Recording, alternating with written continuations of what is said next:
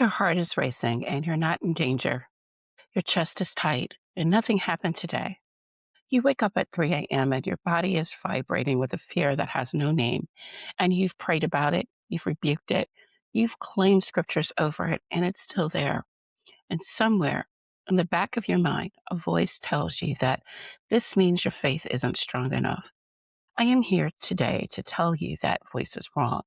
And your body is not broken. Your body is doing exactly what it was designed to do. It's just responding to something that most people never talk about it. Today, we're going to talk about it. Welcome back to Elisha Space. I'm Elisha, counselor, author, entrepreneur, and this is the place where we have the conversations that the rest of the world tends to skip over. If you are new here, I am so glad you found this episode, and I want to say up front, wherever you are in your journey, whether you're just beginning to name what happened to you spiritually, whether you're years into healing, or whether you're in that murky middle place where you're not quite sure what you believe anymore, you are welcome here. All of you. Today's episode is one I've needed to record for a long time because I sit across from people every week who come to me for one thing, and they think that thing is anxiety. They tell me about the racing heart, the insomnia, the digestive issues, the chronic tension headaches, the sense of dread that lives in their chest like a permanent tenant. And when I start asking questions about their history, their communities, their spiritual lives, a pattern emerges every single time. There is an unseen link between spiritual trauma and physical anxiety that is not being discussed enough, not in the church, not in most therapy offices, and not in the broader mental health conversation. Today, we are going to discuss it. We are going to go deep into the science, into the scripture, and into the practical, because I am not going to leave you with a beautiful framework and no tools to use. So settle in, get comfortable, and let's breathe first. Before we go into the teaching today, I want us to actually drop into our bodies because this episode is about the body, and it would be ironic to process all of this from the neck up. So, wherever you are right now, driving, walking, sitting, folding laundry, I want you to take one moment to feel your feet. Notice the ground beneath you. This is called orienting, and it is one of the first tools your nervous system needs to signal safety. Now let's breathe together. This is the 4-4-6 pattern. Inhale through your nose for 4 counts. 1, 2, 3, 4. Hold for 4. 1, 2, 3, 4. And exhale slowly through your mouth for 6. 1, 2, 3, 4, 5, 6. Again. Inhale, 2, 3, 4. Hold, 2, 3, 4. Exhale, 2, 3, 4, 5, 6. One more time. Inhale, 2, 3, 4. Hold, 2, 3, 4. Exhale, 2, 3, 4, 5, 6. Good. Notice your shoulders. See if you can let them drop just a fraction. That exhale you just took, that 6 count breath out, that is your vagus nerve activating. That is your body's built-in calming system responding to a signal you gave it. We're going to talk a lot more about that today, but I wanted you to feel it first because the body learns through experience, not just information. Okay, let's go. Dr. Bessel van der Kolk, whose work I reference constantly in this space, wrote a book that changed the way the clinical world understands trauma. And the title says everything. The body keeps the score. 4 words that have restructured how I work with clients. The body keeps the score. Not just the mind, not just the memory, the body. What he found across decades of research is that traumatic experiences are not just stored as memories in the brain, they are encoded in the body's nervous system, in muscle tension, in gut flora, in the way your heart rate responds to a particular tone of voice, a particular phrase, a particular smell, long after the threat is gone. And here is where it gets specific to what we're talking about today: spiritual trauma, the wound that comes from having sacred space, spiritual authority, or God's name used to harm, control, or diminish you. It's not just a theological crisis, it is a body based wound. Because what happens in high control or spiritually abusive environments doesn't just happen to your beliefs, it happens to your nervous system repeatedly over time until your body stops distinguishing between church and danger. And by the time many of my clients find their way to my office, their nervous systems have been running a low grade emergency signal for years, sometimes decades, and they come to me wondering why they're anxious. Let me take you into a little bit of neuroscience, and I promise I'm going to make this accessible. This is not a lecture, this is a map, and you deserve to have a map of your own body. In the 1990s, a neuroscientist named Dr. Van Porges developed what he called polyvagal theory. And what it describes is so important for trauma survivors that I use it as a foundation in almost every clinical case I work with. Here's the short version. Your nervous system has three primary states, three modes. The first is ventral vagal. This is your rest and connect state. This is where your nervous system lives when it feels safe. You can think clearly. You can connect relationally. You can feel joy. You can learn. Your body is regulated. The second is sympathetic activation. This is your fight or flight response. Your body perceives a threat, real or perceived, and it floods your system with cortisol and adrenaline. Heart rate accelerates, breathing shortens, muscles tighten. Your digestive system slows down because your body doesn't care about digesting lunch right now. It cares about survival. And the third is dorsal vagal collapse. This is freeze, shut down. When the threat is so overwhelming and so inescapable that the nervous system stops fighting and simply goes numb. You might know this as depression that descends like a fog, disassociation, feeling completely disconnected with your own life. Now, here's why this matters.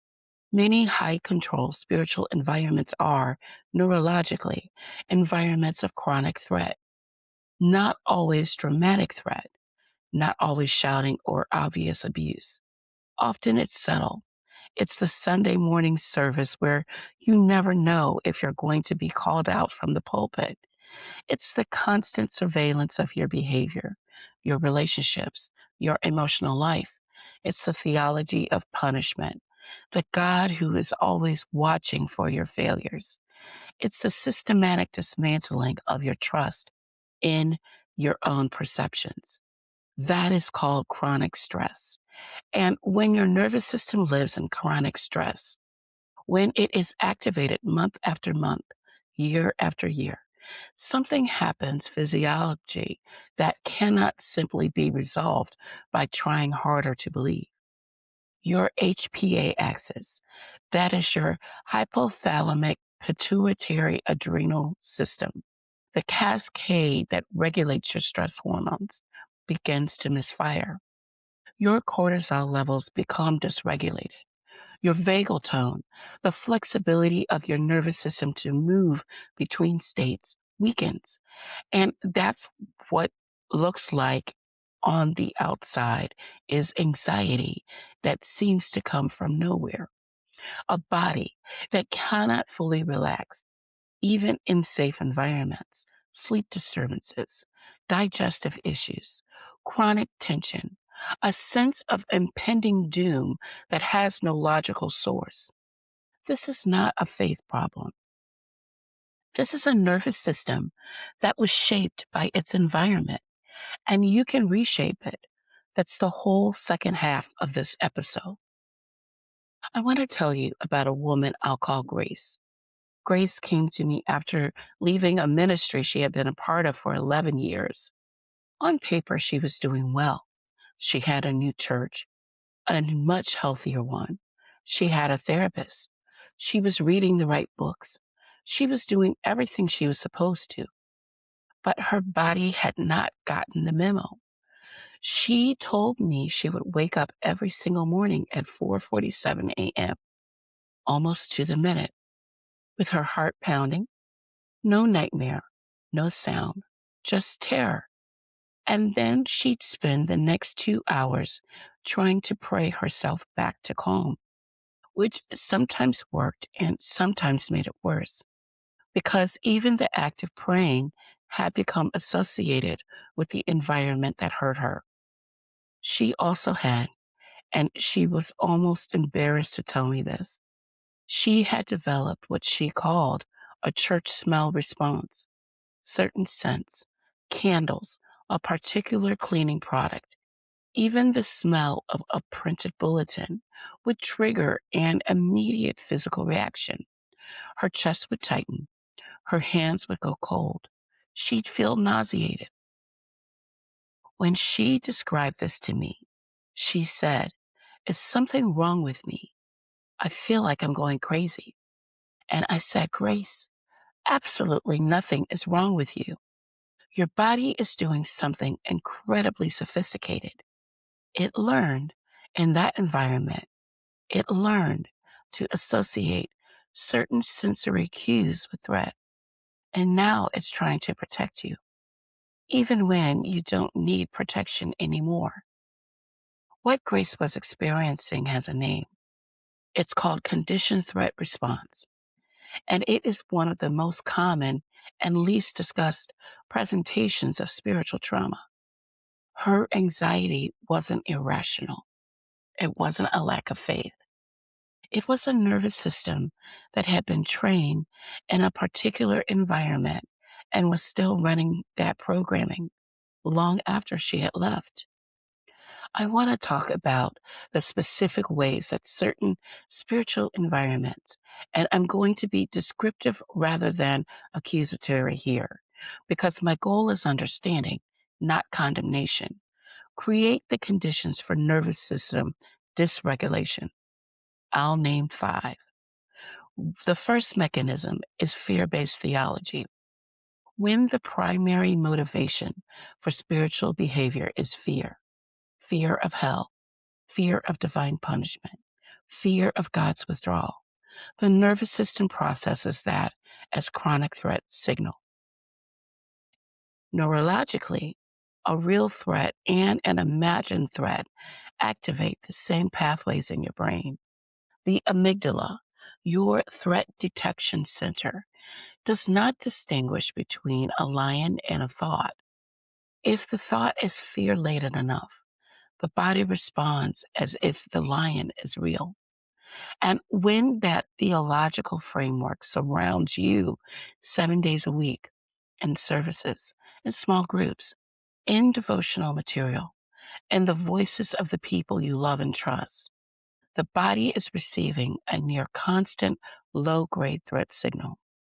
Over time, that is physiologically exhausting, and it produces exactly the kind of baseline anxiety that so many of my clients describe. The second mechanism is unpredictability. Research on stress consistently shows that unpredictable stressors are significantly more damaging to the nervous system than predictable ones. It is better neurologically to know that something painful is coming than to live in constant uncertainty about whether it will. Many spiritually harmful environments are characterized by inconsistency, rules that change, leaders whose approval is never guaranteed, standards that shift. What was celebrated last week is condemned this week. What the Spirit is saying today contradicts what the Spirit said in last year's prophecy. Living in that environment activates chronic hypervigilance, a state of perpetual scanning and threat monitoring. Your nervous system never gets to rest because it can never predict what's coming next. For most survivals, this hypervigilance outlasts the environment by years. They leave, and the nervous system doesn't, because hypervigilance was the strategy that kept them safe. And the body doesn't give up survival strategies that easily. The third mechanism is emotional suppression. Many high control spiritual environments, with the best of intentions, communicate that certain emotions are not acceptable. Anger is sin. Doubt is weakness. Grief is a failure of faith. Depression means that you have an open door to the enemy. The message, stated or implied, is manage your emotions to maintain acceptance. Neurobiologically, this is catastrophic over time. When we suppress emotion, when we consistently override our body's attempt to process experience, we don't eliminate the emotion. We drive it deeper into the body. This is what Peter Levine, the developer of somatic experiencing therapy, describes as frozen residue, emotional energy that was never completed, never fully processed, gets locked into the body tissues as chronic tension, digestive dysfunction, and over time, anxiety and depression. The body was designed to feel in order to heal. When that process is systematically interrupted, especially in sacred space where the interruption comes with divine authority, the body pays the price. The fourth mechanism is chronic shame. Shame is arguably the most physiologically disruptive of all the primary emotions. Research by Dr. Brene Brown, whose work I love, and others shows that shame activates the same neural pathways as physical pain. It is not just uncomfortable, it is neurologically painful. In environments where shame is deployed as a tool of control, where your worth is constantly contingent on your performance, your compliance, your conformity, the nervous system is receiving a repeated pain signal. And chronic pain, even emotional pain, this regulates the nervous system in ways that manifest physically. The chest tightens, the contraction, the inability to breathe fully, the perpetual feeling of smallness in your own body. Shame literally contracts the body, and a contracted body is a body that cannot rest. The fifth mechanism is the one that gets disclosed the least, the loss of safe relational connection. Dr. Stephen Porges' polyvagal theory emphasizes something called co-regulation, the phenomenon by which our nervous systems actually calm and regulate each other in safe relationship. A calm, safe presence communicates safely to your nervous system through facial expression, tone of voice, body language, and conversely, the loss of safe community. The sudden isolation that so often accompanies leaving a high control environment is not just emotionally painful, it is physiologically destabilizing. Your nervous system lost its co regulators, the people whose calm presence told your body, you're okay, you're safe.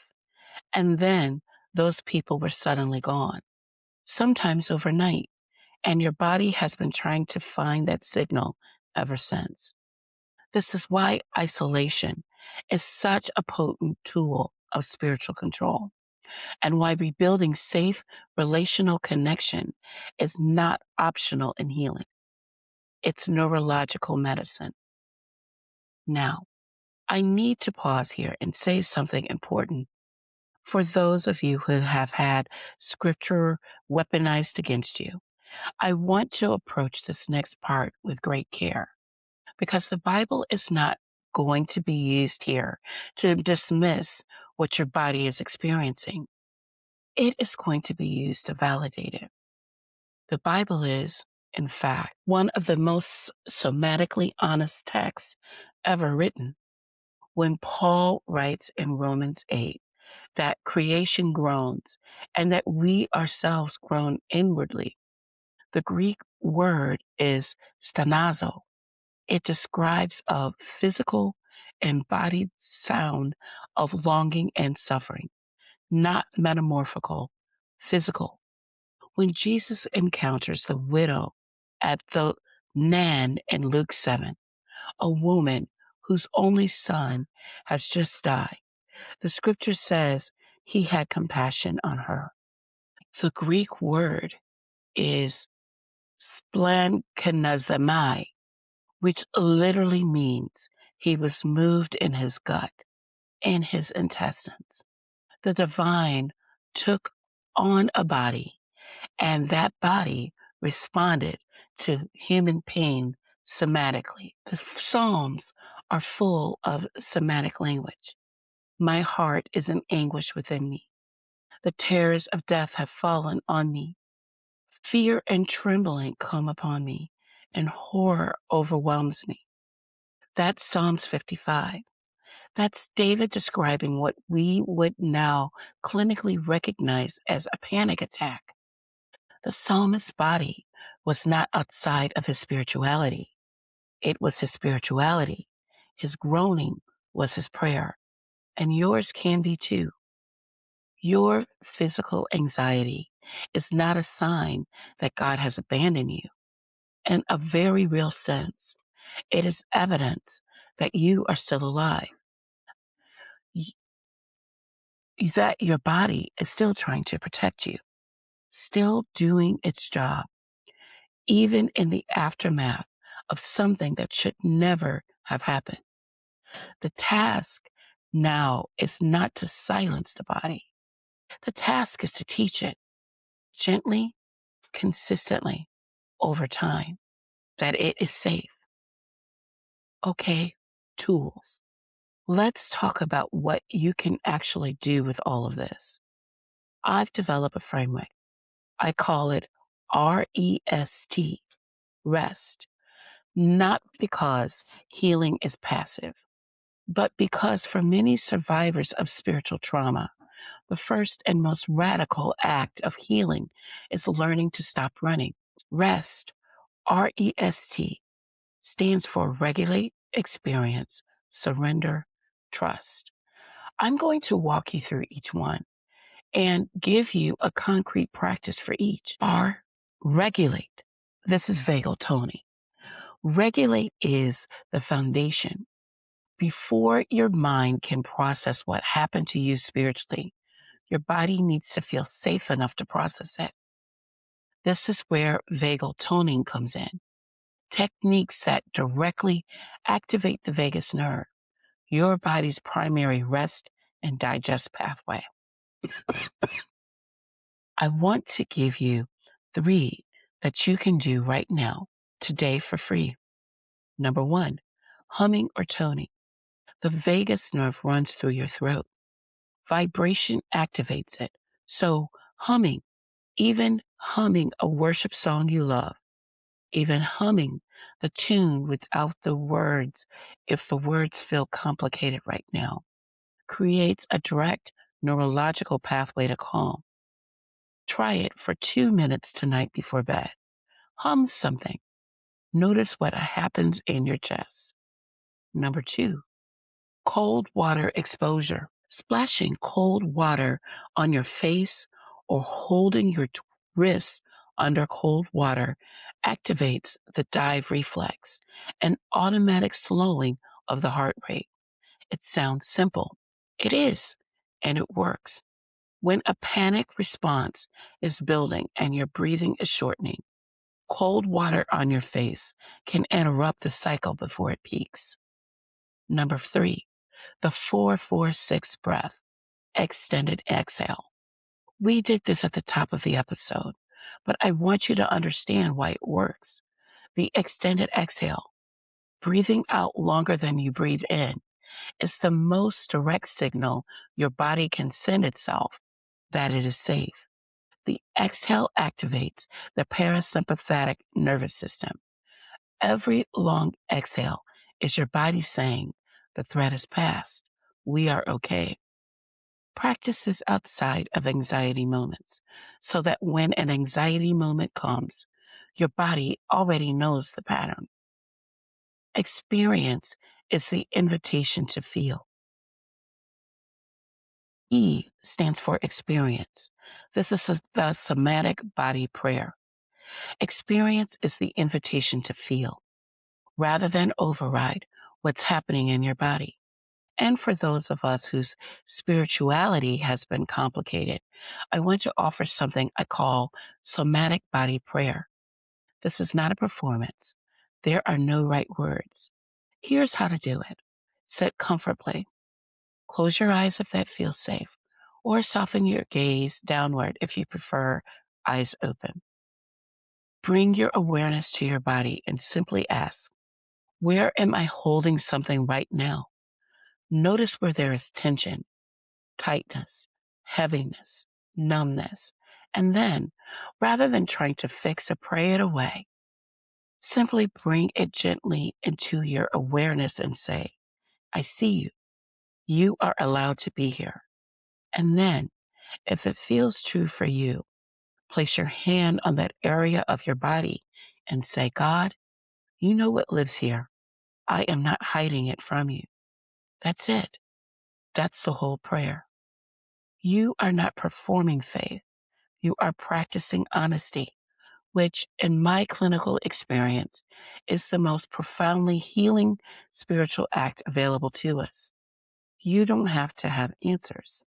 You don't have to have the right theology. You just have to tell the truth about what your body already knows. S stands for surrender, this practice of safe co-regulation. Surrender, and I want to use that word carefully because it has been weaponized in harmful environments to mean compliance. I am reclaiming it here because the kind of surrender I'm describing is not the loss of yourself. It is the choosing to allow yourself to be held. What I mean practically is this. Your nervous system cannot heal in isolation.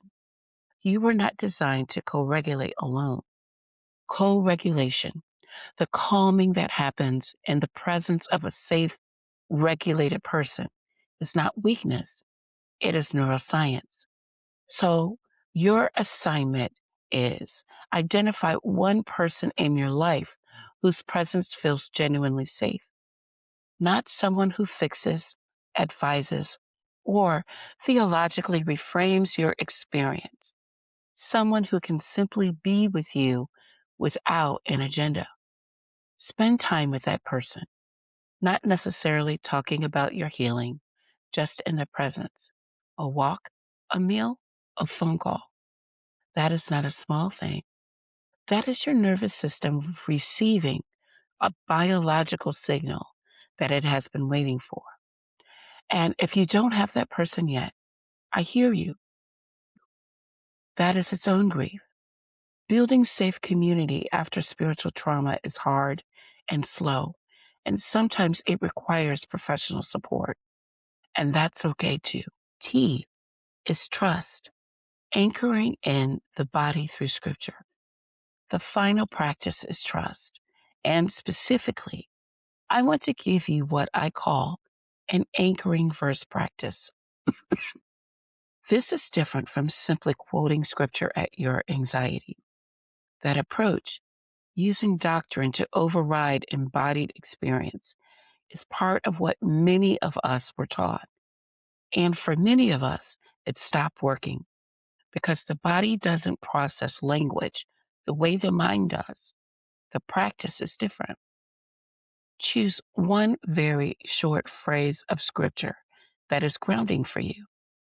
something that connects to your nervous system, not just your theology. Some of my clients use, I am with you always. Others, you are held. One person I work with simply uses, beloved. When you feel anxiety rising, after you've done the 4-4-6 breath, after you've oriented to your body, speak that phrase slowly, aloud if possible, with your hand on your heart, not as a magic formula, but as a way of saying to your own nervous system, something in me still knows where safety lives. Something in me still knows how to find it. Trust is not the absence of anxiety. Trust, in the context of healing, is the willingness to return to the safety signal, even when your body is still running the old program.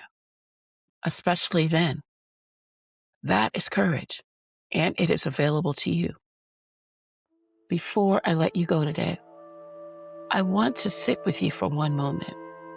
If you have been carrying unexplained anxiety, if you have been lying awake at night, wondering how your body won't calm down, why your body races in places that should feel safe, why you feel like a stranger in your own skin, I want you to hear me. You are not crazy. You are not faithless. You are not broken. You are a person whose nervous system was shaped by an environment that it had to survive. And survival systems are not shameful. They are evidence of your resilience. They are evidence that you made it. The work now, the sacred, slow, embodied work, is teaching your body that the survival is over, that it is allowed to rest, that safety is possible again. That work takes time.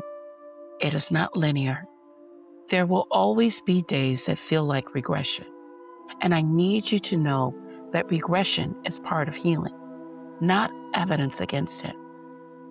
So, your challenge is to choose one practice from the R.E.S.T, REST framework, and commit to it for 5 days. Just one. The humming, the body prayer, the co-regulation, the anchoring verse. 5 days. See what shifts, not in your theology, not in your circumstances, but in your body. And then come back and tell me, because I am here. I am paying attention. And every message, every comment, every story you share, it matters. You are not doing this alone. I love you. I'm praying for you. I'll see you next time on Elisha's Space. If today's episode gave you something to hold on to, would you share it with one person who needs it? Maybe someone whose body has been carrying more than their mind can explain. Leave a review if you haven't already. It takes 30 seconds, and it helps this conversation reach the people who need it most. Subscribe, and come find us in the community. Show notes, resources, and everything we discussed today are waiting for you there. This is Elisha Space. Take good care of your body this week. It's been working very hard for you.